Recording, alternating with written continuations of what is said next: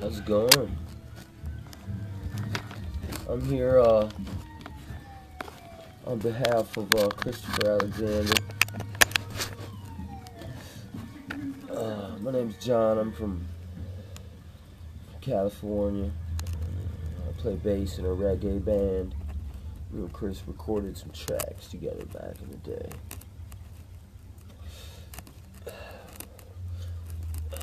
Man, Chris, that dude, he can really jam. He's a real cool dude, you know what I'm saying? Dude taught me about the New World Order and Agenda 21 and 9/11 was an inside job and HARP, Nick Baggage, and how that the CIA runs ISIS, and he calls him Siasa. I think that was so intelligent of him.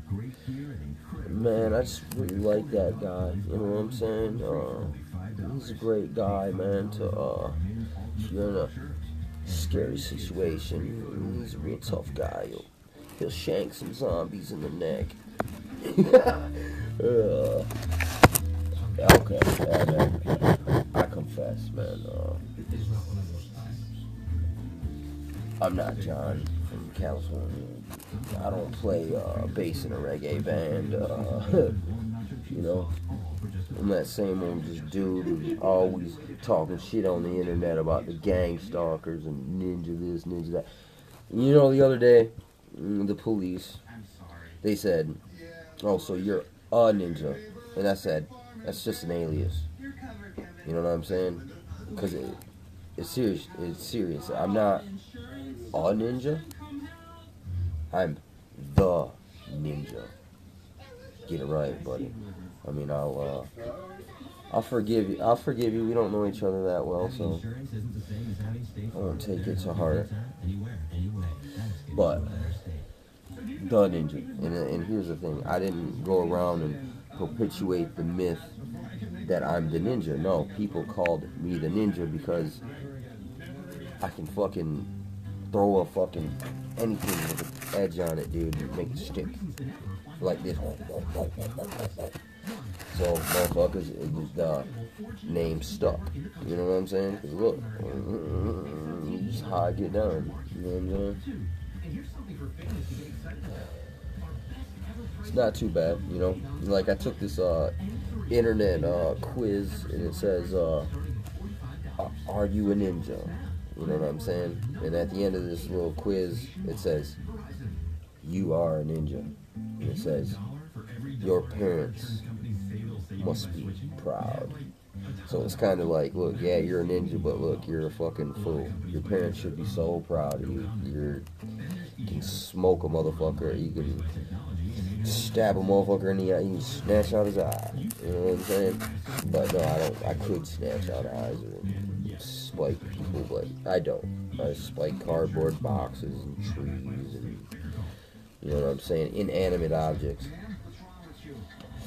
Unless, yeah, that squirrel though. One of these days, the squirrel's got it coming, man. He's gonna catch a ninja spike through the neck, and I'm gonna gut him, rip his guts out, peel his skin off, cook that meat, and I'm gonna be like, eat that squirrel. You know what I'm saying? I'm gonna hang that squirrel on the wall. You know, cause I'm Indian. That's how we roll, man. We murk stuff. We skin it. We eat it. And what we don't eat, we leave for the rest of the animals and whatnot. Or, hey, you know, feed it to the earth. Whatever, dude. You know what I'm saying? Because death of things matter. Like energy never dissipates, only changes forms. So as one thing dies and it goes back to the earth and the soil, it fertilizes the next generations of plants. You know, I just had this realization the other day. I'm like, I watch every year, everyone take all their leaves out of their yard and then they send them to some garbage guy, right? Well, all those leaves that fall should be the fuel for next year's crops, man. You know, they've detached us totally from the just, you know, the earth which sustains us. You know what I'm saying? God created us, but the earth, he also created the earth, and the earth sustains us. You know what I'm saying? We're so detached from that. It's just like even, for instance, you know, the death tax, which comes, it's in the book of Jasher. It's the first pharaoh before there was a pharaoh. This guy came up with this hustle, okay? He took his money. All right, I'll tell you the whole story. Right? A guy goes to Egypt with plans to become a merchant to make gains. So he goes with his money. He buys a bunch of these products. And since he doesn't know the customs and the rates, they rob him blind. So the man goes to his defeated, he goes to his hotel, basically, and he cries, you know, all night. But he takes the rest of his, you know, his money, and he said, F you, buddies, I'm gonna get my money back. And he employed soldiers. And since these people, look, Egyptians are so superstitious about death, okay? Like, you need to have your body mummified or you're gonna go to purgatory. So, you better pay the pharaoh and his magicians to work their magic to get you into heaven, right? Basically, that's how it works out. So the guy buys soldiers, and he goes to the burial ground, the consecrated, or, you know what I'm saying, blessed ground, right? And the soldiers are there, so when everyone comes to bury their dead, so their dead can go to heaven, because if they're not buried in this particular spot, they go to hell. They'll be in purgatory forever. I mean, the Pope does it right now. Same shit. If you don't love the Pope, you don't go to heaven. You can't have your sins absolved. But anyway, the death tax. This is where the death tax comes from. This is where all taxes come from. This is the Masons, dude. This is the obelisk. This is the on top of the church, that steeple. This is the same death tax. If you don't pay tribute unto your local godfather, basically, or priest in some manners, you go to purgatory. But your family can come and buy your way out of purgatory if you give them 200 pounds of silver, which was the cost to bury the dead in this consecrated ground in Egypt. And then basically the king at the time thought that this guy's hustle was so awesome. He said, dude, I'm gonna make you my financial guy. And boom, now we got why it costs so much to listen. If a person dies, we could take him right out there, out the door, dig a 6-foot hole, put him down there, okay? He's still gonna go to heaven or hell. It's got nothing to do with how he's buried, okay?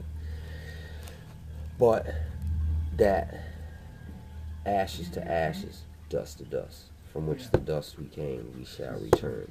Our body, anyway, the soul goes from which it came, the breath of God.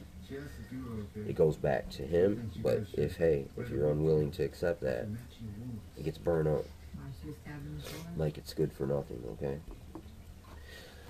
So, the death tax is where we get all our government, kings, pharaohs, emperors, most laws, taxes. Like, look, soon they're going to tax the air you breathe. They're trying it with the green tax, you know, and it all stems from the damn death tax. But, like I was saying, look, they're charging you for carbon that we breathe out. But look, the trees eat the carbon, you dumb fuck. And then here's another thing, you know, our bodies, man, look. If we buried a bunch of bodies in the lawn that died naturally, nothing criminal here. Look, in 20, 30 years, dude, there'd be a forest out there because we regenerated, we replenished it, you know what I'm saying? I mean, people are so detached, man, from how natural things are. It's quite sad. I think I'm going to move back to California and write a new reggae album, you know what I'm saying? I'm going to call Chris, and he'll help me write some lyrics.